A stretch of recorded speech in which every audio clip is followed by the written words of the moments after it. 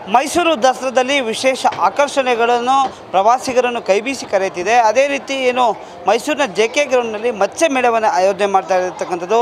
ಏನು ಮೀನುಗಾರಿಕೆ ಇಲಾಖೆ ಪ್ರತಿ ವರ್ಷದ ಈ ವರ್ಷವೂ ಕೂಡ ಮತ್ಸ್ಯ ಮೇಳವನ್ನು ಮಾಡಿದೆ.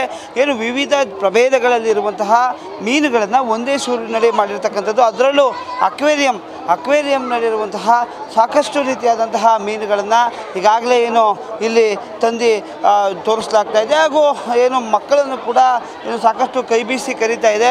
ಈ ಒಂದು ಮತ್ಸ್ಯ ಮೇಳ ಬರೀ ಅಲಂಕಾರಿಕವಾಗಿ ಮೀನುಗಳನ್ನು ನೋಡೋದಕ್ಕೆ ಮಾತ್ರವಲ್ಲದೆ ಏನು ಮೀನುಗಾರಿಕೆಯನ್ನು ಮಾಡೋದಕ್ಕೂ ಕೂಡ ಮತ್ಸ್ಯ ಮೇಳ ಉಪಕಾರಿ ಆಗುತ್ತೆ ಅಂತ ಹೇಳ್ಬೋದು.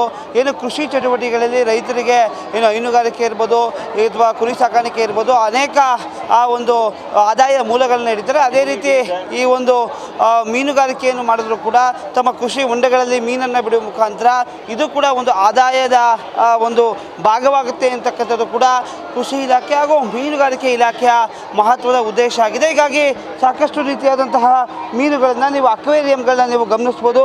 ವಿವಿಧ ಜಾತಿಗಳ ಒಂದು ಫಿಶ್ಗಳನ್ನು ತೋರಿಸಲಾಗ್ತದೆ. ಲ್ಯಾಂಟಿ, ಗೌರ್ಮಿ ಆ್ಯಂಡ್ ಟೆನಿಲ್ ಬೆರ್ ಹೀಗೆ ಅನೇಕ ರೀತಿಯ ಜಾತಿಯ ಫಿಶ್ಗಳನ್ನು ಕೂಡ ಇದೆ. ಇಲ್ಲಿ ಏನು ಮರಳು ಮೀನು ಕೃಷಿ ಸಾಕಾಣಿಕೆ ಇರ್ಬೋದು, ಪಂಜರದಲ್ಲಿ ಮೀನು ಸಾಕಾಣಿಕೆ ಕೃಷಿ ಇರ್ಬೋದು, ಹೀಗೆ ಅನೇಕ ಒಂದು ರೀತಿಯಾದಂತಹ ವಿಧಾನಗಳನ್ನು ಕೂಡ ತೋರಿಸಲಾಗ್ತದೆ. ಸಾಕಷ್ಟು ಹೆಚ್ಚು ಜನ ಪ್ರವಾಸಿಗರು ಕೂಡ ಈ ಒಂದು ಮೀನುಗಳನ್ನು ನೋಡೋದಕ್ಕೂ ಕೂಡ ಅಕ್ವೇರಿಯಂಗಳನ್ನ ನೋಡೋದಕ್ಕೆ ಸಾಕಷ್ಟು ಉತ್ಸುಕತೆಯಿಂದ ಆಗಮಿಸ್ತಾ ಇರ್ತಕ್ಕಂಥದ್ದು.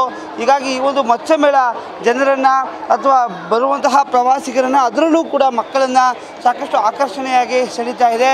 ಹೀಗಾಗಿ ಈ ಒಂದು ಮತ್ಸ್ಯ ಮೇಳ ಏನಿದೆ ಇದು ದಸರಾದ ಒಂದು ಪ್ರಮುಖವಾದಂಥ ಆಕರ್ಷಣೆಯ ಕೇಂದ್ರ ಅಂತಲೇ ಹೇಳ್ಬೋದು. ಕ್ಯಾಮ್ರಾಮ್ಯಾನ್ ಸತೀಶ್ ಜೊತೆ ಯಶಸ್ವಿ ಮತ್ತು ನ್ಯೂಸ್ ಒನ್ ಕನ್ನಡ, ಮೈಸೂರು.